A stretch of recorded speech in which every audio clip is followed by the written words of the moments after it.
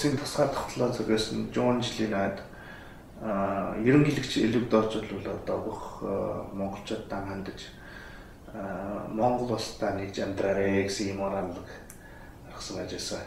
Тэгээд энэ ураалга ер нь одоо биелэгдэх боломж хэр утга учиртай гэж бодно.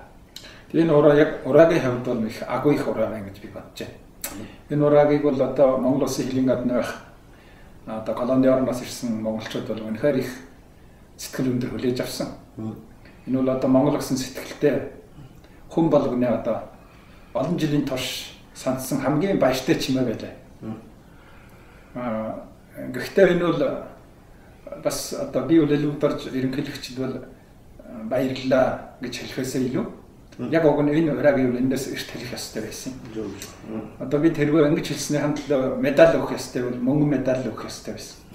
Яг тэгвэл Казахстаны ерөнхийлөгч Назарбаев Оросын одоо зөвлөлт талбайт улсаас тусгаарлаж гарсныхаа маргааш нь баг ингэж жагласан байна. Бүх дэлхийн одоо казгууд эх орондоо ирж амьдраач гэж. Энэ одоо 90 оны үед ирсэн шүү дээ. Гэхдээ Монгол улсын төрийн тэргүүнээс эцэстэн одоо манай хүлээж байсан энэ ураа гарсан гэдэгт бид бол үнэхээр өнөөдөр сэтгэл өндөр байна, баяртай байна. Тухайн үед би бас өөрийн блог дээр энэ талаар сэтгэлдээ биччихсэн. Бичгээс өөр аргагүй. Тэ. Гэвч энэ дотор нэг асуудал байна. Ураа бол ураа. Гэвч яг очиж суурших, амьдрах гэдэг нь бас өөр хэрэг.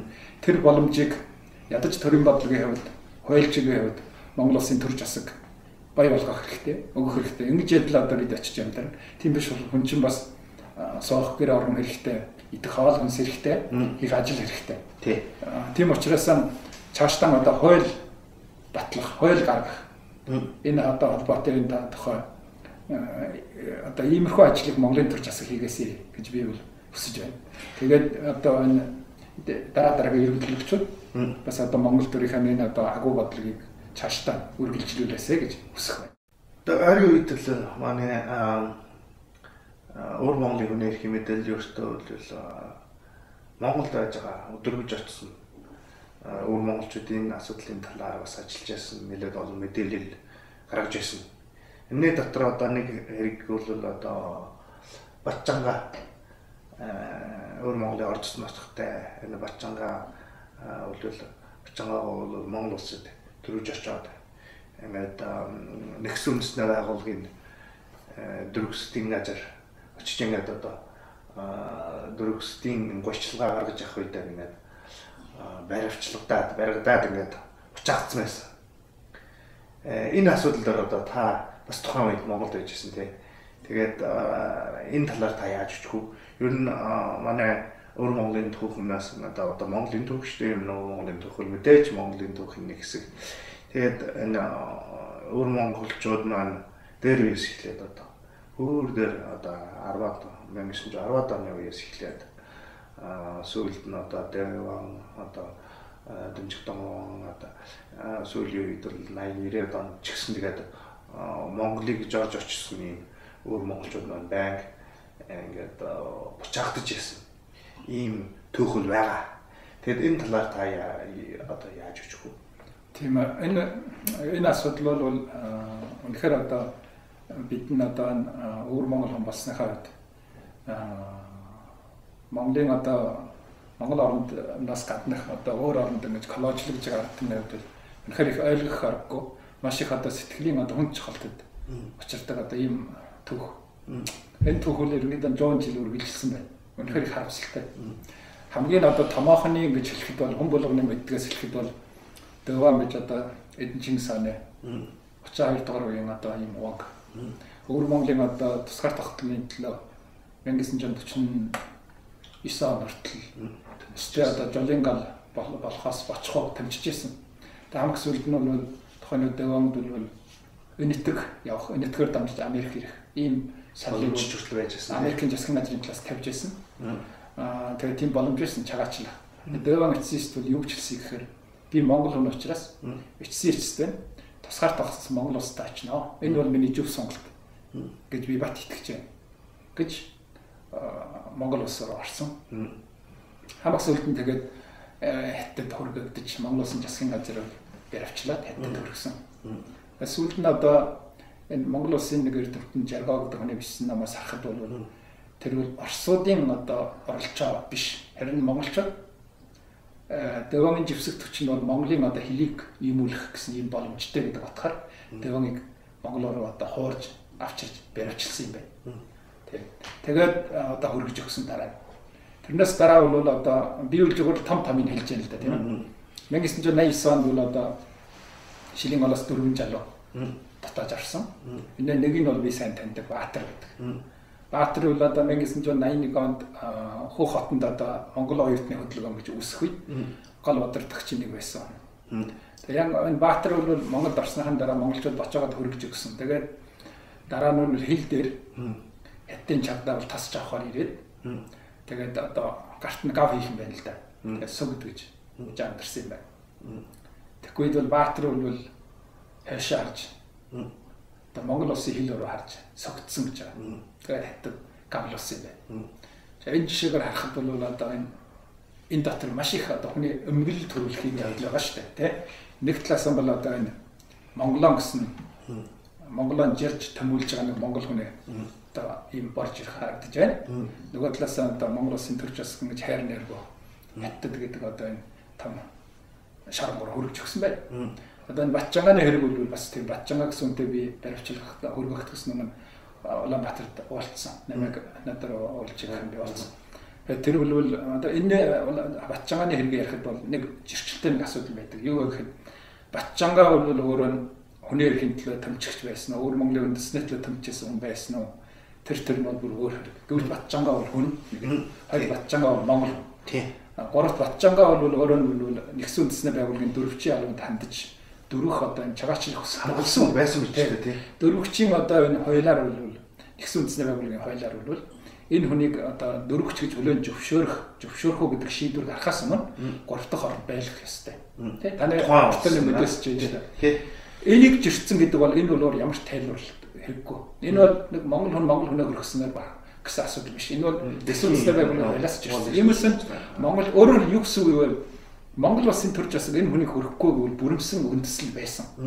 Хөрөхгүй байж болно. Энэ бол хятад одоо жишээ нь дарга төлөвлөлт ч юм уу тийм ийм асуудал орших. Нэгдсэн үндэсний байгууллага бол энэ дэлхийн хамгийн том байгууллага байх ёстой шүү дээ. Тийм учраас энэ бол ойлгомжтой энэ бол харагдаж байна. Ингэж хөргөж өгсөн.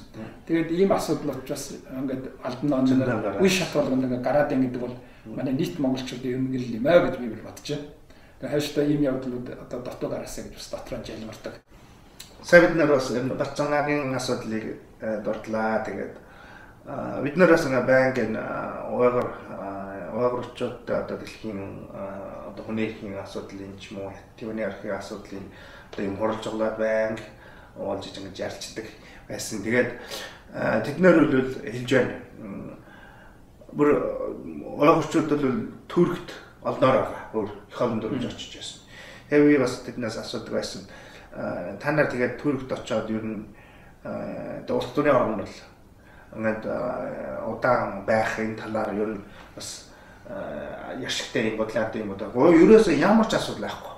Шууд тэгээд Түркийн засгийн газар бид нэрийг ямар ч юм асуудалгүйгээр нэг ганц ойгор хүнийг буцааж байгаа байс. Тэгээд одоо энэ талаас нэрээс сонсоод тэгээд тэрнтэй харьцуулах юм бол манай Монгол улс чинь ер нь бид нар чинь өөр Монгол ар Монгол Түрк болоод зүүн Туркийг батгах юм бол Туркестаныг батгах юм бол бүр одоо өчигдөрхөн бид нар чинь нэг гэр шүү да тий. Ерөөсөө ямар ч одоо ахан дүүс тэгээд байжсэн тэдний ч удаагуу тасраачгүй. Газар бүгийн нэгс ч одоо би яг одоо хаягаан тартал сууж байгаа гэдэг чинь. Бид нар жаа байгаагүй шүү дээ. Юунаас хэлийн юм.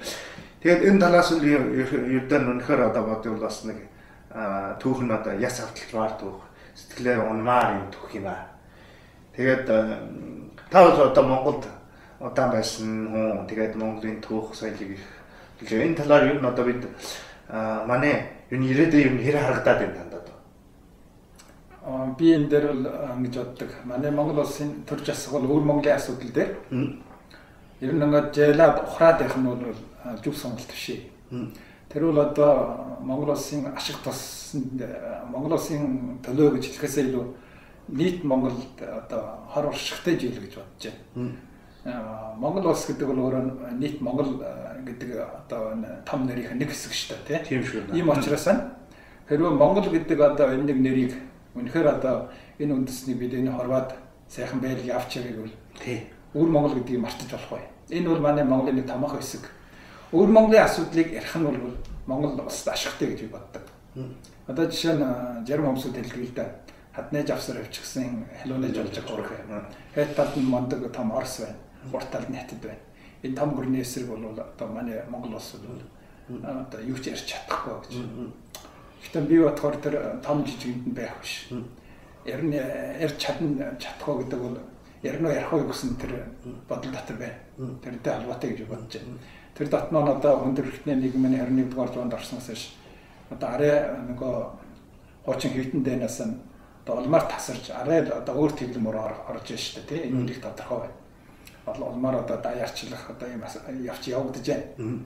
Ийм болохоор Монгол улс бол энэ дэлхийн одоо Монгол гэдэг угсааны хүмүүсийн бүх нийтийн одоо чорын гагч одоо нэг тусгаар тогтносон ус болсныхаа хувьд нийт монголчуудын өөрийгөө одоо Эдэн Чингисийн үрдэс гэж тодорхойлсон ийм бүх хүмүүсийн одоо ийм сэтгэлийн одоо нийслэл болсныхаа хувьд их орн болсон. Тэр их орн болсныхаа бусад орны монголчуудын эрх ашигын төлөө одоо илүү дугарч байхыг үнэхээр би бол хүсэж байна. Тэр дотноо өөр монголчууд яг хараанд орчин байгаа. Одоо жишээ нь өөр Монголд одоо газар шорооны хамтлаа зөвхөн одоо сүүлийн нэг 2 жил гэхэд 5 хүн юм насаа алдж штэ. Шууд одоо тэр газрын хаглан гэж байгаа машины дор Москов лидерсэн балан дээр тойж авч гэж байгаа машины шууд дор нь очиж одоо буяар ашиж юм насаа алдж байна. Энэ одоо ийм том хүний эрх зөрчигдсөн одоо ийм асуудал дээр ялангуяа одоо өөр Монголын одоо энэ хэл соёл устдаж байгаа энэ асуудал дээр одоо манай Монгол улс тусгаар тогтсон юм болсон хэвд нэгсэн үндэсний байгууллагын гишүүн улсын хэвд бас өөрийнхөө дуугийг гаргах боломж байгаа гэж би бодож байна. Энэ миний бодлоор бас ингэж энэ Монгол улс бол ер нь тусгаар улс тэр мөртөө тэгээд арчилсан улс. Арчилсан засагчтай одоо юм Монгол арчил шилжээд 20 жил болж байгаа, 20 гаруй жил болж байгаа.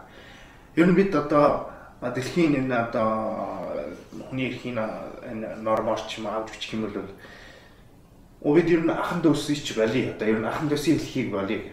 Энд бол хүний хамгийн наадах юм. Хүний эрхийн энэ талаас аваад хэлсэн ч ер нь Монгол улс нар арчилсан засаг болсны хамт ер нь өөр Монголын асуудлыг хүний эрхийн талаас хэлж болно уу юм надад бодож байна шүү дээ. Энэ Япон ямар Америк өөр монголчуудтай ер нь Америк Япон ялж одоо ямар өөр монголтой ахын дүүсийн ямар ч одоо холбоо байхгүй шүү дээ.